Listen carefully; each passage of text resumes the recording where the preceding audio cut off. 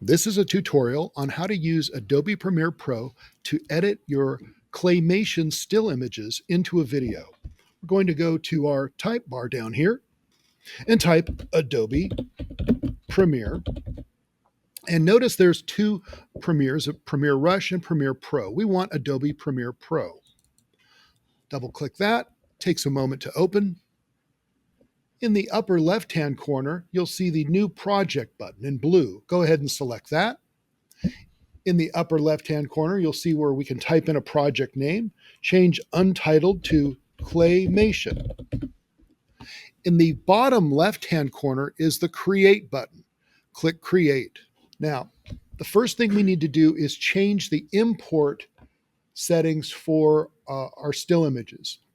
We're going to go to the Edit pull-down menu, go all the way down to the bottom to Preferences, slide over, and all the way down to the bottom, nearly the bottom, is Timeline. We're going to select Timeline. In the Timeline window, we're going to see Still Image Default Duration. This is what we need to change. We're going to select that from seconds to frames, and we're going to change the default to 2 frames. So we're importing each image at 2 frames. Now, we're going to click the OK button, and we're ready to import in our projects. We can click this blue Import button, or we can go to File, Import, Control-I is the shortcut, and we'll navigate to wherever your folder is that has the Claymation images. So here's mine. I'm going to select everything in this, which should just have the still images. So I'll go Control-A and click Open. It's now imported all of these images into our project window. Next, we need to set up a timeline. So I'll select over here for Timeline, and I'm going to go to File, New, Sequence. In the sequence settings, we're going to make sure that we select the HD 1080p and this top one, 1080p 23976 frames per second. That's 24 frames per second. And we're going to click OK. The next step is to take all of these images and select them. And it's important that you have the name on these so that they're in sequential order. So you can see I have the arrow pointing up here, and this is 8706, 8707. So I'm going to select to the top one, scroll all the way down, and then select the bottom one. I don't want to select the sequence at the bottom, which is our timeline. Now that I have these selected, I'm going to take the top one, so I'll scroll back up, and drag it right into video track 1. Now, we can't see this image very well, so we need to zoom in on this. So there's a zoom feature right here that it's this little circle right here. I'm going to grab this and pull this so we can see this nice and close. All right, here's our first image. And the problem is that it's come in and it's really zoomed in. The still image is larger than our 1080 video image. So we're going to set that, we're going to fix that by selecting all of these. And we can, once we're in the sequence, we can do that by going Control-A. Now they're all selected. I'm going on the first image here. On the first image, I'm going to do a right click and I'm going to select Scale to Frame Size. By doing that, we can see the entire image that was photographed. Unfortunately, it's going to give these black bars, which we don't want to see on a widescreen project. So the fix for that is to take this first image. So I've deselected, clicked off, and now just selecting the first image, double-clicking it. Now, in the source window, I'm going to go to Effect Controls, and under Scale, I'm going to type 120. Hit Return. And now I can see my project is properly scaled in the image. Sometimes the the composition isn't quite right, and we may want to adjust the image up or down. So we can do that by going to the position section here and grabbing this and moving it. Now watch what I'm doing here is I can type in a number, but I want to just click right over here and pull this number up or down. When I pull this number up or down, you can see that I can adjust the framing here. So I don't want to see this yellow piece of paper. I'm just going to crop it out. Makes it a little high, but that's, I think, a better composition. Now, I need to copy that setting to all the rest of these. So the way I'm going to do that is to do a right click again on this, and I'm going to select copy. The next step is to click and drag and select all of these except for the first one, because the first one has the changes made, but we need to make the changes on all the others. So I'm going to click, drag, hold, go and select them all. On this last one, I'm going to do a right click and select paste attributes. And we'll have all these things that are just pre-selected as check marks. So I'm going to click OK. And now when I play this back, I can see the framing is good for it. I'll hit the home key to jump back to the beginning, and I can play this back and just see how it looks. All right, so that's working. The final part of this is to add the text. So I'll hit the end key to jump to the end. I'm going to click my T tool to start typing my credits at the end. So I'll click in the middle of this black area here, and I'll type animated by, and then you would type in your names and whatever they are. James,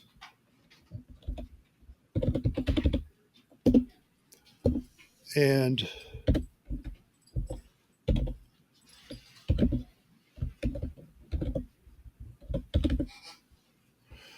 if you have however many partners you have. You can set this by clicking the arrow tool and moving this to where you'd like it to go.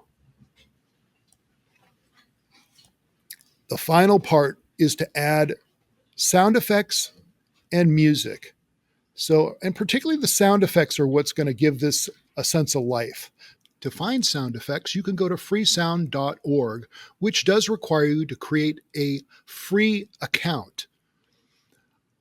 If we go to pixabay.com, we don't have to create an account unless we want to download larger videos. But for sound effects, it's easy.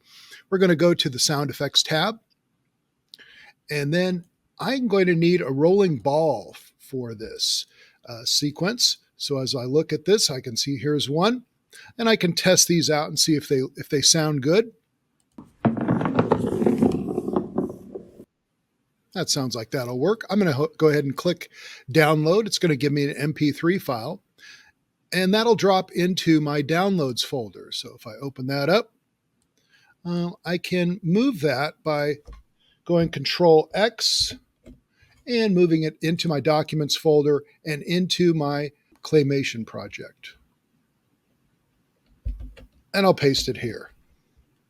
And I could literally just take this file and I can drag it where I want it to go.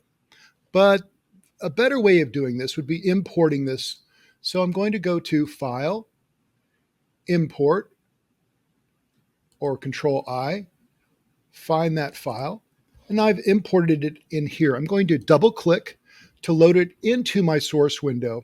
And there's several different examples of the roll here, which I can use in this project. I'm going to need to set my ins and outs. That is the section that I want from this clip. I'm going to take this rolling part, and if I select the mark in, or I, it marks it in. If I pull this a little bit more, I'm going to set this button right here to mark out, and I'm going to use this icon right here to move the audio into my timeline. I'll just grab that and put it where it goes. All right, and I could shorten this up a little bit here. It looks like it starts right about here. So right here, let's see how that works. And we might need to fade that out because it ends right there. So here's how we're going to adjust our audio. I'm going to shorten this clip by dragging this right here. And you see this white line. This white line right here allows us to control the volume. And I can zoom in on this by grabbing the white circle here and zooming in on it. And I'm going to use in my toolbox here, I'm going to use this pen tool, which looks like an old style pen. And I'm going to fade the sound out by clicking right here and then clicking at the end and dragging this down. This will make the sound fade out. Now when I play that back, all right, and that worked pretty good. One thing I need to check is my sound levels. So as I play this, take a look at the sound levels right here.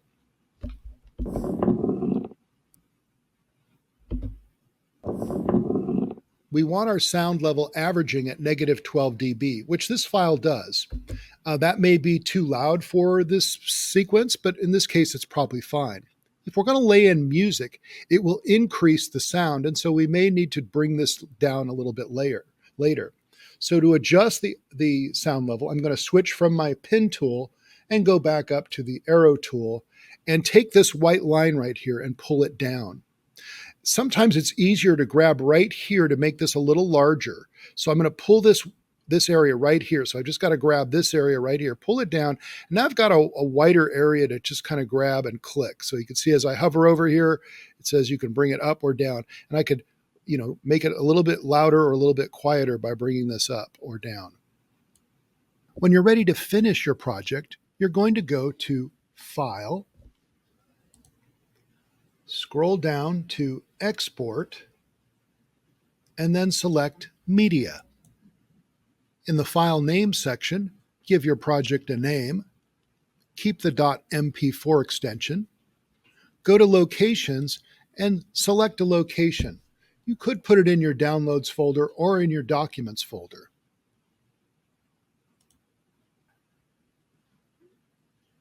Next, we're going to change this high quality. And if we scroll down to the bottom here, we can see more presets. We're going to select more presets. In the preset manager, we're going to scroll all the way down to the bottom. And here we'll see YouTube 1080 Full HD. This is a great one for YouTube, and it also just really looks good. You could play it on any computer. We'll select that and then select OK. So we don't need to adjust the next one format. It should be H.264. And then we just need to go down to the bottom corner and select Export. It will take a few moments to create the video. When the video is complete, share it with your partners so they can access it on your Google Drive. Then make a copy of it. The copy is what you will submit to Google Classroom.